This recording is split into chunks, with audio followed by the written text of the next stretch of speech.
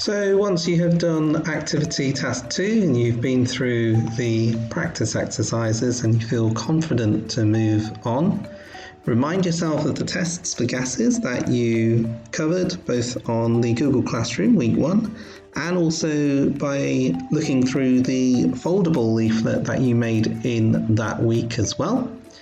And straight after that, once you're happy and confident, you feel as though you can do your best, then go for the online quiz, the tri-weekly assessment, and submit that to me.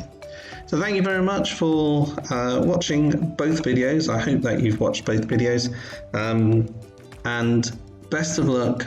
Please make sure that you follow the advice that I've given across all of these things. Don't rush, don't make any mistakes, any silly mistakes, any errors.